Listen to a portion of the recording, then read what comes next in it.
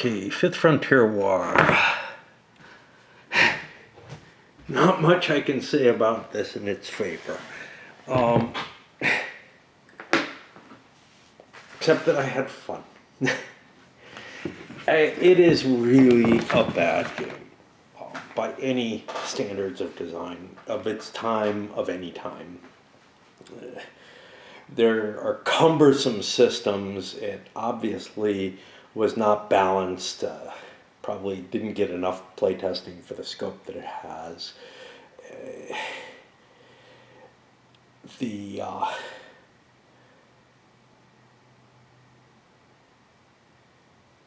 It starts out with one side pretty much able to do whatever the fuck it wants, according to its plans, whatever. You could blunder, but yeah, the Zodani basically have an unimpeded advance early in the game, unless they screw up and hit the wrong kind of planet with the wrong kind of stuff and just end up stuck somewhere.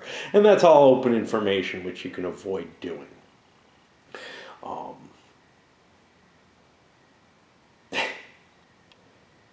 The only thing that I can recommend that recommends this game is, hey, this is like set in the Traveler universe, in the area of, that universe in which most of the scenarios are built around, and it gives you a great map compared to most of what's available. So you're not flipping through a little book to try to piece together the map or whatever. You have the whole thing here. I think there was another way you could get this particular map.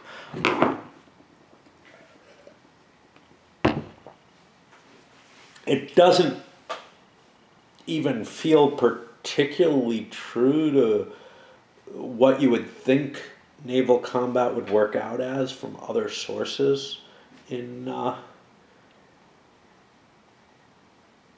the Traveler universe. If you're playing out, ship-to-ship combat or fleet-to-fleet combat in small scales, whatever, using the standard rules, it would be really, really tough for something like the Sword World ships to face Imperial ships on any level, just because of the tech level disparity. Yeah. But that's barely touched in an optional rule, basically, that gives a very, very limited advantage to having the better tech fleet. The tech level of the ships not being accounted for is kind of a painful thing. Another thing that's kind of painful is that the only thing that matters for victory conditions is the tech level of the worlds that you're taking, which I can see the argument for, but some of these high-tech worlds have like 20 people there. There's no industry sustained. There's nothing important. So there should be a valuation that goes beyond the simple number off of the Traveler-generated worlds. Like a research station that's, looking into biological capability, the strange biology on a planet, could well be a tech level 14 or 15 world, because that is the tech level that's present for the living people that are there, but there's maybe 10 people there. And, that kind of blind transcribing the values and then saying they're just worth this is somewhat unbelievable. Let's start looking at, let's look at the components to begin with. Glossy counters. I don't like glossy counters. They slip more, and once you clip them, they're really, really bad. A lot of values on a lot of differentiation between different ship squadrons and whatnot that barely matters. It really just comes down to, what's your sum total for your fleet? for this, the defensive value is the one exception. One reason for that is, unlike games like La Grande Guerre, which use this kind of complex ship model where a given warship is rated with all kinds of factors, well, those factors are used in ship-to-ship duels that are handled in the course of the naval combat. There's nothing like that here. You just sum up the total firepower and or bombardment power, depending on what you're doing, and that roll some dice, and that gives you how much damage you do to the opponent. The opponent gets to pick which ships that you damaged. You don't have any kind of targeting. You don't have any kind of capability to do things. I'm always iffy on those more detailed systems, but at least you can argue you're gaining something from all the information on the ship counters. Here, it really is just about how can you deliver sort of maximal points within the refueling constraints that your fleets are going to operate under. And what that really means, since I think the game will generally, if it comes down to a fleet battle of any kind, it'll generally be the big fleet battle. Well, your refueling capabilities are not going to be sufficient. You're going to have all your big ships with you, and your big ships probably will be unstreamlined battleships, which can get you in a world of trouble. They're great defensively. They are not sufficient offensively because you can't get away from a battle easily. And we had a couple of battles where the attacker had to pull away, and that meant they had to take a significant amount of losses on their unstreamlined big power ships. Whatever. The actual troop units are also kind of weird. There's no concept of step losses or degradation of that sense.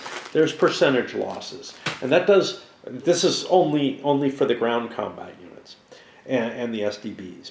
And it's odd because the SDBs are handled different than the spaceships, even though they pretty much are kind of like spaceships. They're basically system ships, which can be really, really big and potent, and you should kind of expect something like monitors would be in a Spanish-American war type game. However you would handle the space combat, you would expect the SDBs to handle somewhat similarly. It would take a fair amount of interesting chromey type rules that aren't in the game to handle the proper hiding and hunting down of them with that kind of rule, though. So instead, they handled them just with the planetary bombardment table, which doesn't really seem applicable. Basically, there are multiple modes that SDBs operate in. One is they go to ground, and then, bombardment would be the way to attack them. And the other way is that they engage the fleet directly, and instead they use planetary bombardment for that versus a special SDB table. And it just doesn't feel like it handles that situation in the way Traveller handles it. There aren't a lot of rules. It's not a complex game. But again, it has these painful mechanisms. The first we didn't hit all the components. Yeah, the map is the other major component, which contains planets all over the board, right? Okay. And they give you a good view of the space transit and your refueling capabilities, although they miss an important factor, which is whether or not there's water available on the planet. In general, there is water either in the planet or there's a gas giant, but you can't guarantee that, and you could end up sending your fleet just to hell, where it can never get out of without great rescue attempts involving tankers and whatnot. The water world is only, the presence of water on the world is only indicated by a dot on here. Now these are alphabetically arranged by quadrant of the map, And the means of finding a planet that you see on the map, it's easy to map from here to here. It's hard to map from here over to the board. Now, somebody suggested that I write in the hex numbers for all of them, and that probably is the best solution you can come up with. It should be there to begin with. I don't really like writing on my board. And by the time the suggestion had been made, and I was like, yeah. At this point in my life, I am willing to mark up my shit if it's going to improve play, but by that point in the game, I wasn't doing anywhere near as many lookups because the main Zodani invasion was over by the time somebody kind of gave me that last push towards doing it. It is a task I would probably perform if I ever play this again, which is unlikely given my likely lifespan and the games that I have. You also have these fleet charts, which are not given any real rules as to whether or not they can be inspected. Likewise, what's on the board, whether or not it can be inspected, to what degree that is. Some people take that as it shouldn't be hidden. Using kind of a traveler thinking here, you really should not know anything about your enemy's forces if you haven't engaged them ever. And because there's no faster, basically the speed of information is the speed of ships in the game. Now, yes, it's possible that you might have information about a planet you attacked or a planet that was visited where you have a spy or something. Something might get to you more quickly. You might have more information than if everything was completely hidden. What I find, though, is that just from your interactions in the game and fighting battles as the Zodani or taking things, you're probably getting more information rather than less than the admirals would actually have. And making those non-investigatable, making stacks of units not investigatable, I think is appropriate in general. You have your charts, bunch of complex different combat charts. One weird thing about this game is that different types of combat work in very different sorts of ways. And it's sort of a mishmash of different designs that I just don't feel like it works well together. And then you have orders of battle, which gives you the setup, some of the setup information you need, and the reinforcement information you need, and that's for both the players. You don't have a victory point chart. You don't have a turn track. You just have whatever you can keep track of. Now, to some, you also don't have any kind of plot sheets or any suggestion of what they should really look like. So you end up with a mess like I have, which I can't really show you. I threw them all out. But you can look back at some of all of the playthroughs have instances showing them. And man, they're just a pain in the ass to work with. Strangely, I didn't use this at all. It's written too small for my eyes, and the rules are actually pretty easy once you get used to the different combat. Okay, so the way reinforcements come in, some of them are fixed. They just come in big piles at the beginning of certain key turns. You also get replacement points that are fixed per turn.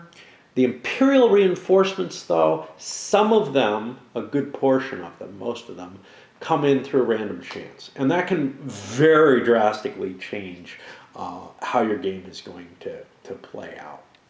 I had particularly bad luck in getting certain things that I would have liked to have gotten earlier in the game with the Imperials. I don't think it significantly changed the outcome. I think the outcome is just baked into the game. It's going to end in a Zodani victory, no matter what. Probably a decisive victory if you're playing the rules as written, like I'd say close to 100%. And there's just nothing you can do about that. Like I said, it's a terribly, terribly balanced um, situation. And there's no reason for that, right? I mean, you can have unbalanced wars that you balance the victory conditions for. The effort just wasn't made here, as far as I can tell. One, a couple of playthroughs in my life, greatly distanced, none of which went as far as this. One playthrough that went to victory, and I'm pretty sure that I can come up with a better victory point barrier. That's not enough, but yeah.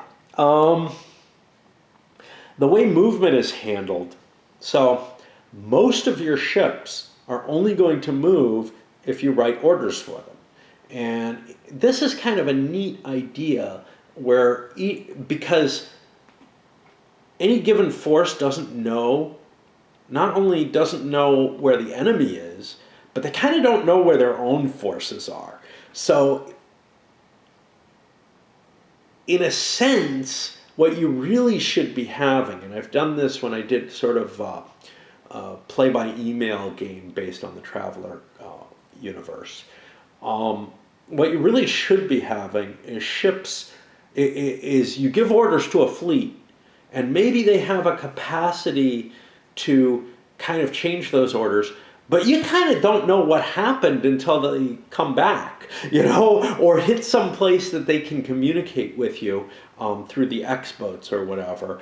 And no matter what, there's a delay. So there's no real overall command, and it's kind of weird to have two players sitting across from each other directing these big fleets. Really, these fleets are on their own when you send them out, if you're playing by the Traveler universe. So the plotting does a little bit towards trying to create that, well, we don't know what the hell is going on, so it becomes kind of an intuition thing.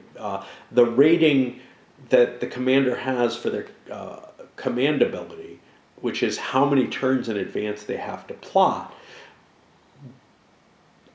at the high end, at the low end, which is where it's good, it really indicates that that commander just has this great insight or is just magically in the right place at the right time, which, maybe is a value you can quantify. The other side of it, though, at the high end, is closer to representing probably what really would be happening, which is that you have no real idea what's going on outside of where your fleet is, and the immediate area, you might be getting information as you rest. As you sit in one place, you might be gathering more information.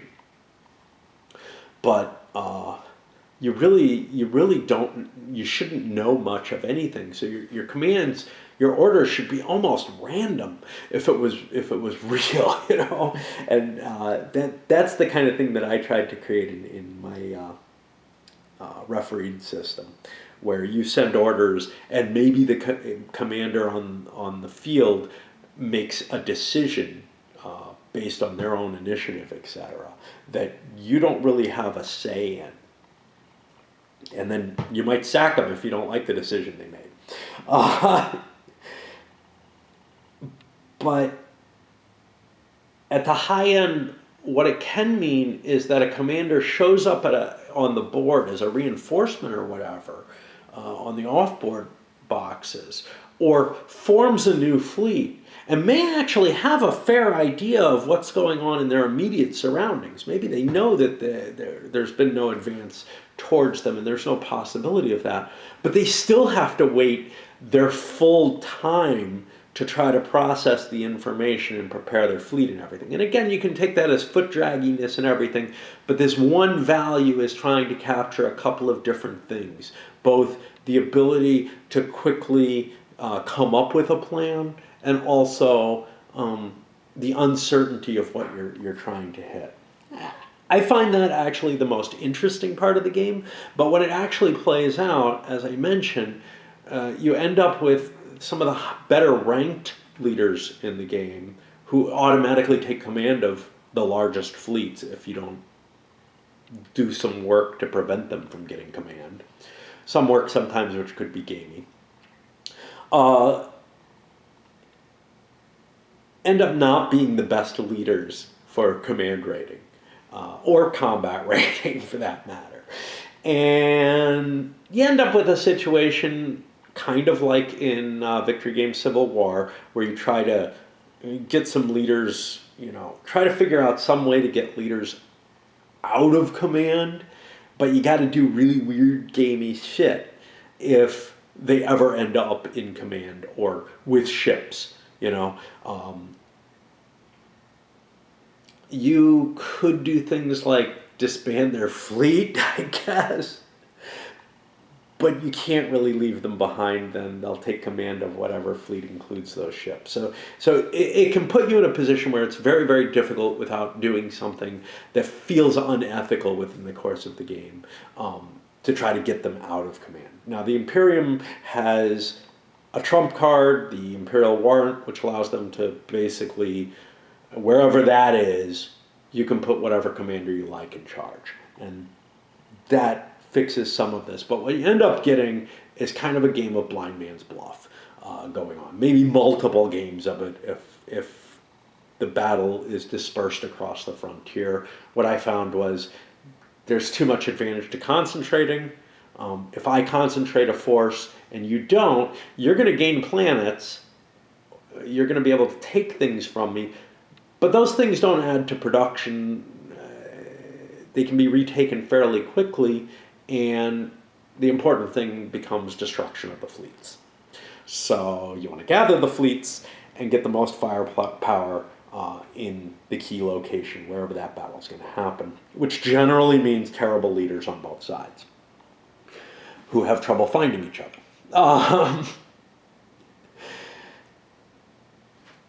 Yeah.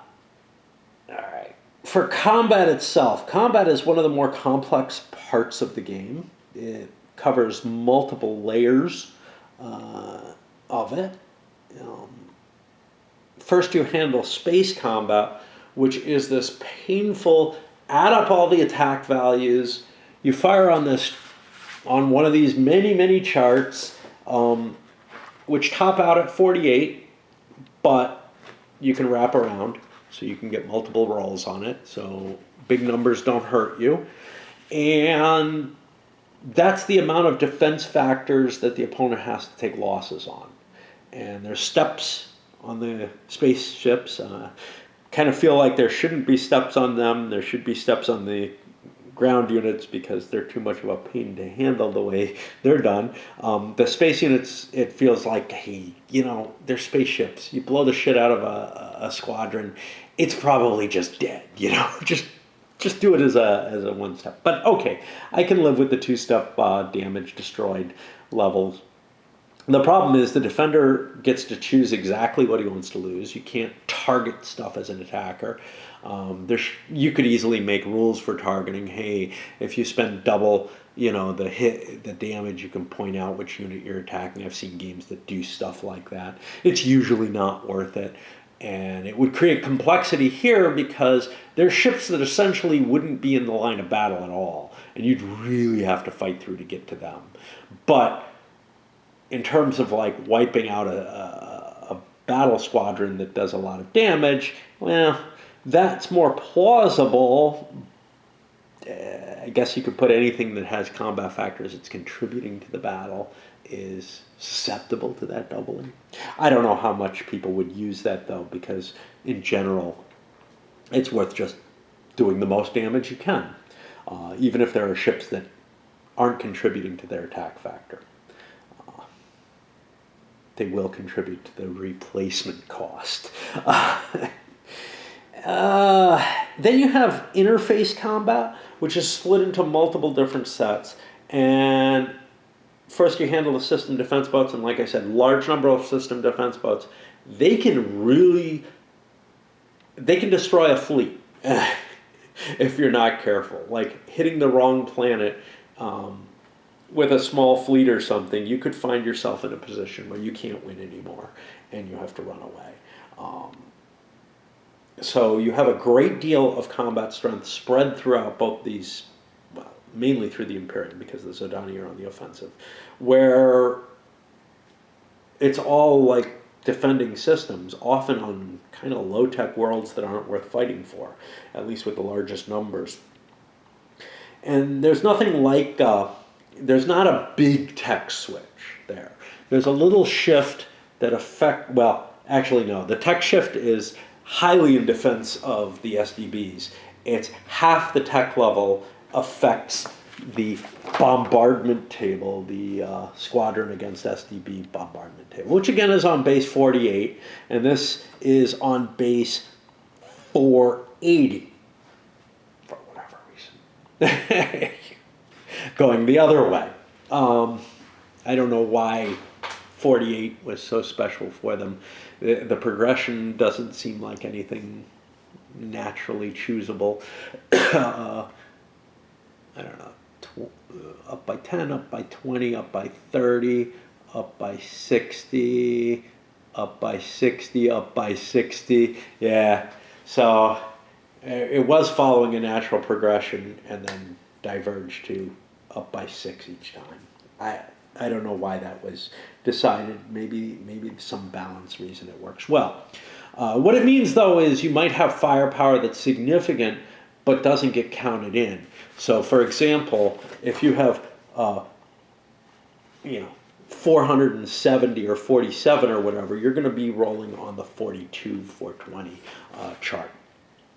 Ground combat, though, works completely differently. Ground combat, well, SDBs and ground units take damage by percentage points, which is kind of interesting because it works differently for different things. For SDBs, if there are a lot of them to begin with, you only use the starting number, it takes a very large fleet to damage any of those SDBs. So you could come in with a very large fleet, bomb the shit out of the SDBs, they shoot you back, you both take about equivalent losses, or maybe the SDBs take twice the losses you do, but now you're in a position where you can no longer hurt them because they're still rated at their highest level, and they fire back at you at whatever level they're at, which only becomes cannot hurt you when it goes below 10. It's an annoying situation where you have to run away from somebody you've bombed to shit, but they can still damage you, and you cannot possibly damage them.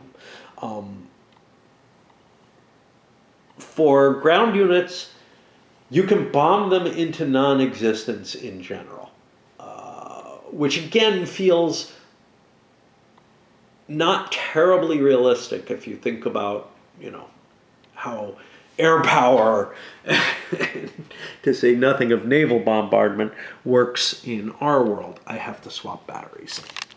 Essentially, there should be some sort of remnant, like there is with the SDBs, that can't be easily destroyed, but it doesn't work that way. In fact, it doesn't matter what size unit you're bombing. Smaller units show great resilience, as much resilience as an equivalent technology large unit. So, and the units range in size from 1 strength point to 500s. And they can be significantly larger if they're planetary garrisons, which can go up into the thousands. But they all get destroyed by the same chart, whose only modifier, really, you've got the bombardment strength that you're dropping on the units, and you've got a modifier for tech level, which is not like the SDB modifier, and that makes sense. Ground units wouldn't have the same capability to like hide in the atmosphere or whatever. That might be improved by tech. But to some extent, you could say, you know what? Some level of ground force should be able to survive any bombardment that you make. Maybe it's being abstracted away, whatever. In the end, you do have to put, at least a strength point on a planet to garrison it in most cases. The one exception to that is worlds with no atmosphere, which you can garrison with just a a spaceship with a combat factor. Not a bombardment factor, a combat factor. Why? Again, I don't know. Seems to me bombardment should be good enough since it can wipe out any ground units, but whatever. When you go to the combat result, a regular ground combat table, you break it into a number of different attacks using, what looks like a normal CRT, but again, it causes percentage losses. That has a number of impacts on the game, one of which is it's hard to calculate the current strength of units. Another is no matter how big your odds are, like with bombardment, with bombardment you can destroy them all at once as long as you get, as long as you get a large enough bombardment factor. Doesn't matter how big the force that you're trying to destroy is. Could be a 1 strength point force. You still need to get, at least 96 bombardment factors to wipe it out in one shot. Well, maybe less than that. You might be able to do it with 90 or whatever. But you need a huge, huge bombardment factor, and you can wipe out anything in 1 or 2 rounds. The combat odds chart, not so simple. Even if you highly outnumber, if you highly outnumber something, you probably will just destroy it. But you have to attack each unit separately. You can't conglomerate them. And tech level is exceedingly important in the ground combat, to the extent that a 1-factor unit, you can take on 10-to-1 odds and maybe win if you've got a big enough tech advantage. It may be about even. I don't mind that at all. It's just a weirdness to the whole thing. So you have as many rounds of space combat as players stick around for. You're allowed to retreat from space combat pending your refueling status.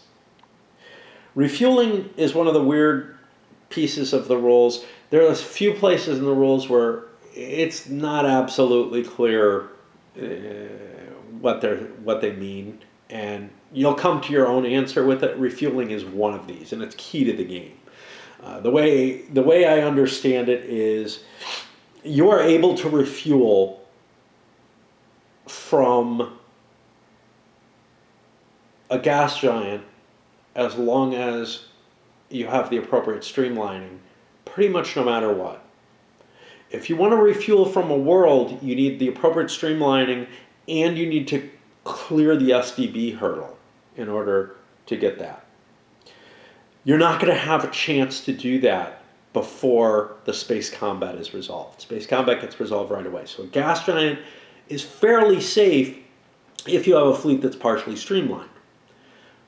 The problem with that is your partially streamlined fleet probably doesn't have a lot of combat capability. If you want to get your big fleet into the battle, you almost have to jump into a situation that you can't retreat from immediately. And we saw a couple of cases of that. And that's where the game kind of gets interesting, is playing that out. Now, you could do it, there's a number of things that could create strategically. Some of them we explored, some of them not so much. And then finally, the last thing is you can refuel from bases. Well, bases and starports. If you control the whole planet, you can refuel from bases kind of automatically. And that's free, no matter what your streamlining capacity is. That base will be able to completely refuel your fleet in no time. And you can conquer a planet and you immediately have access to that base. Starports are a little different, and they can only refuel a few ships at a time. So even a really good starport is not going to be anything like a military base. Or a scout base, for that matter. Which, again, it doesn't feel quite to par for me. I don't feel like a scout base has the capacity to completely refuel a navy, but from what I've seen of Traveller, but I don't really have too big a problem with that. I'm not sure what ships are grabbing that fuel or what the production rates are or whatever that is. That's all gone from here and not really handled.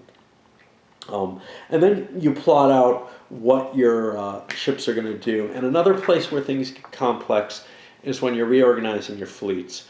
Because whenever there's a group of ships in an area, the largest single group, definitely organized in a fleet, but the largest single group has to go to the highest ranked officer there. The second largest single group has to go to the second highest ranked officer in that house. So it becomes very, very hard to organize your fleets in such a way that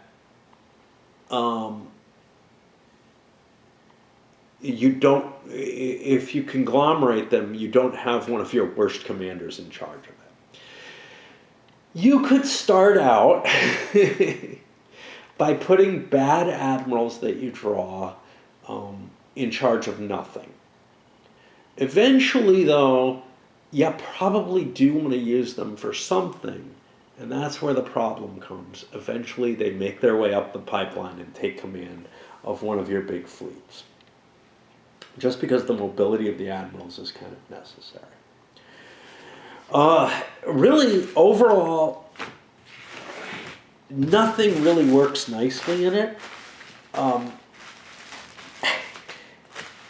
It's a bunch of ugly systems, painful, mechanically tedious, that somehow, with a victory condition set that's completely unbalanced and hard to see how you would make it better, a ship situation that appears to be approximately equal, with the Zodani coming in, taking a big chunk of Imperial territory before the Imperial fleet comes in fully, and then kind of a situation that's stalemate at best, where neither side can really gain much off the other, except through really cleverly utilizing maybe the advantages of the movement plot system to try to beat the other guy back. But a Zodani automatic victory is almost guaranteed before the Imperials can get enough ships to create that sort of stasis line. And there's never this turnaround that I see. There's never a point at which it looks like the Imperials are going to be able to win the war, particularly. I guess it could happen. You know, you could catch the Zodani fleet with your with your warrant-controlled admiral with zero plot, force a retreat, and then in the pursuit slowly destroy that Zodani fleet. The Zodani don't have that kind of advantage because they don't have the warrant, so they're going to end up with a shitty commander in charge of their full fleet, one way or another. It just happens. And by shitty, it just has to be someone who, well, honestly, it doesn't matter. Because once you have someone on their heels retreating, you can keep pursuing them again and again, as long as they don't have reinforcements coming up. And so you'll fight at least a round of combat, maybe more if they're relying on tankers to have refueled them, because now their tankers aren't fully fueled, perhaps. Although usually you can find a gas giant and tankers are partially streamlined so they can get their fuel back. But you'd just be basically chasing them across the map if you ever get to that advantage. It didn't look like that advantage was going to happen in my game. I just got the warrant on the very last turn when I chose to make a battle. The Imperials had to retreat from that battle. And they would have had to have one hell of a rebuilding capacity to come back and hit the Zodani at equal force again. So we were going to see possible Zodan expansion from already 50 points above the automatic victory, and I just said the hell with it at that point. I've put enough into this. Um, yeah, I mean, there's just nothing all that appealing about it, yet somehow I have fun with it. One of the things is the movement plot makes it particularly suited to solitaire, which seems kind of counterintuitive when you think about, the sci-move games like, I don't know, SPI played around with simultaneous movement a lot, but also things like Wooden Ships and Iron Men did. You have a lot of games that use simultaneous movement plot, but usually you're plotting out one turn's action. And what one person guesses, it becomes an outguessing of one side versus the other, and it becomes very hard to play solo well. This, on the other hand, the plot is more about you don't know what the hell you're doing anymore. It becomes very hard to coordinate your own strategy just because you get lost in your plots. And that actually makes it really, really good for solo because your ships aren't doing, what you're not really able to coordinate against somebody. But late in the game, it started to look like, here I'm making a guess. Which planet are you going to go for? What are you going to do? And that's why I say it turns into a blind man's bluff type thing. In opposed, maybe it's not that bad. In solo, it does become sort of a die roll to decide whether or not you catch somebody in the right place, which didn't really appeal to me much. However, I don't know what it is about the game. It may be past enjoyment and wishing about what the game would be like. When I played it out back when I really loved Traveller and wanted it as a campaign generation system or whatever, it may just be that nostalgic feeling. Although I never really, remember having a great experience of watching the whole thing unfold. I pretty much stopped every time because blunders prevented me from thinking that I was giving it a good shot. This time I played through what blunders I made. Some of them were kind of painful, but the hell with it. And just said, screw it, go through it. And I still had fun. And the only thing I can kind of conclude with it is I like bad games. It's not that unlikely, right? I look at the games that I like, things like EU, Le Grand Guerre, La Révolution Française, just to look at the AWE ones and pick on them. But no, a lot of the games that I like have flaws, really serious flaws in them that I kind of want to stick something under and wedge around and wiggle and annoy until I understand them better. And they're flaws I recognize, but I take pleasure, maybe more pleasure than I do in a well-designed game, in some of these badly flawed games. This one, however, is filled with all kind of cumbersome mechanisms, which I really usually hate, right? I usually really hate things that aren't telling me a lot of good story. And, the way the combat losses on ground troops are represented and the SDBs, the way the combat in space works, none of it feels good to me. There's just nothing I can point to and say, yes, but there's this concept of the scope, but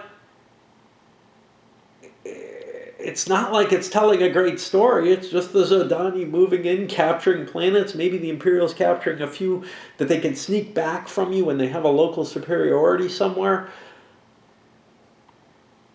And then stasis? I don't know. I never got this far before, so whatever. But yeah, it just does not feel like fun to me when I divide it up into its parts. I can't imagine what I enjoy in it, and I just can't discern it. And all I can say is, this is a terrible game that somehow brings me pleasure. And unless you've got a really fucked up perception of reality, you probably should stay away from it. But if you like this kind of masochism, and apparently I do, I mean, and it's not even predictable. There was what the Korean one, Frozen Chosen. I don't remember what it was. It was on the Chosen Reservoir, but it was this horrible, horrible, just huge stacks of counting and everything. This feels the same way, but that was just unplayable, and I just admitted it and said, it might be, a great game if you're willing to put up with all this shit, but I'm not. This one, I don't know why, but I'm willing to put up with quite a bit of shit for it. Oh well. Just be warned.